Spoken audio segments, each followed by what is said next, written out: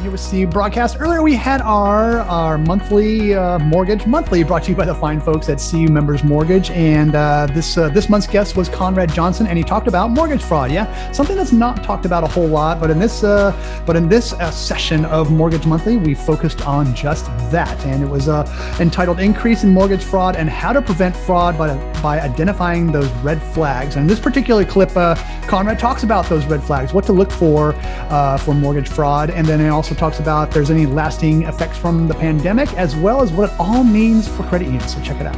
And there are specific items or red flags, if you will, that are on everyone's radar. Can you share a few of these for folks out there? Because I'm sure folks are really interested to hear. Right. And this would be something, like I said, that if folks would like to share maybe in their next LO meeting or when their processors get together, because, with the amount of business out there, we're all just one to the next. So the first thing I would say is, do the documents look or appear altered? We've all probably picked up a pay stub and it just looked a little off, something like that. Also, a borrower on their current job for a very short period of time. Again, these are not necessarily examples of fraud, but maybe need to take a second look. Here's one. A pay stub template that are similar for various employers. Now, that's a tougher one because it can get passed because you probably have multiple processors, multiple underwriters, that type of thing. But it's something to look for. Okay, good to know. Pay stubs lack typical withholding items. Maybe it's, again, it just doesn't look right. And here we go to that California thing. Employer's address cannot be verified. Next one, employer does not exist. Prior employment as a student, again, not necessarily fraud, but maybe just something to take a second look at. Starting salary appears way too high, something like that. Unless you live in California, especially Silicon Valley. Well, we're actually going to talk about that point in our next little area here. But employment doesn't make sense with a profile. And finally, excessive submissions. Now that could be to automated underwriting, into underwriting. But again, they're just things that you should maybe do just a little more, take a second look at. And before you move on, Conrad, I think it would behoove, I can't believe I said the word behoove, but it would behoove somebody to go to somebody who has, it's almost like you have a trained eye in this area, because experienced folks have been looking over these applications and paperwork and things like that for years and years. And I would think somebody who has a trained eye could spot something pretty darn quickly, right? Or am I? They should, because to be honest with you, the things that we just ran through, they've probably seen. Exactly. But having said that, it's always good to have maybe somebody else take a look at it. If you're uncomfortable with what you're looking at, chances are you're right, and maybe somebody else, maybe just the person the next desk over, or in these remote days, maybe you have to scan. But it's worth taking a second look.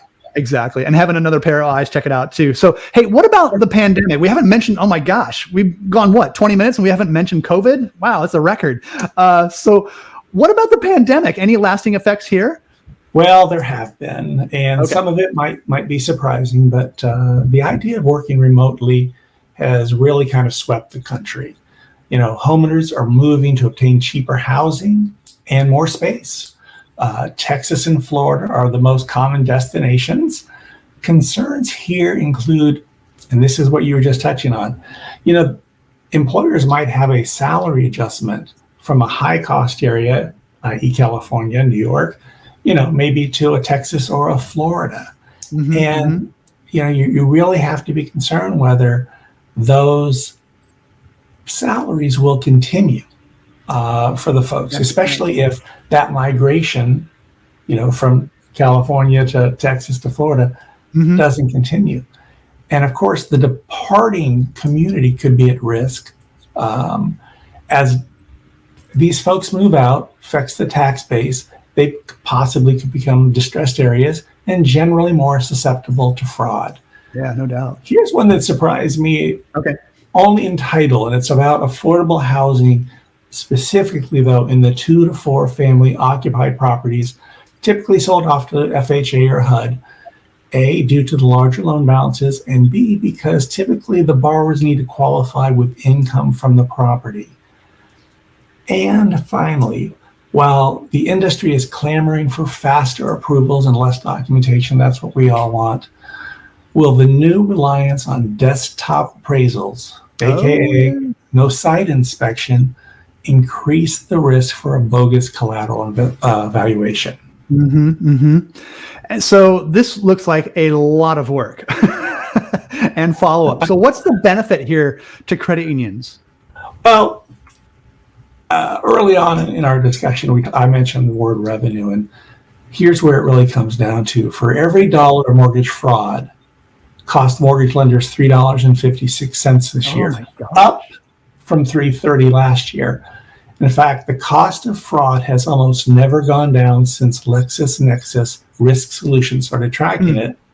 Looked at it a different way, and even worse, finding fraud after the loan closes costs an additional 33% of the loan for the investigation, for the processing, etc. So, having said that, it sounds like this work is well worth it. To doing your due diligence is well worth it. It really these costs. It really is, because again, it's all about revenues on the loan, and everybody's working with much thinner margins these days. We hear that everywhere. So managing and taking care of your fraud risk is critical. Thank you very much, Conrad, and stay tuned for more news here on CU Broadcast. And if you want to watch the entire episode, check it out right below the show notes.